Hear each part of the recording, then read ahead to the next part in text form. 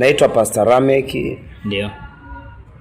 Niko Urongoni, eneo ya Motorao. Yes. Kija hapa Motorao utanikuta. Ninafikiri swali langu la kwanza kabisa nianzie hapo ambapo umeweza kusema kwamba wewe sio mtu wa dini. Kwani hebu ninaomba kufahamu mimi na watazamaji wangu kwamba dini ni nini na kwa nini dini? Okay. Dini ni mpango wa wanadamu. Ndio. Kuwaelekezea watu kwa Mungu. Ndio.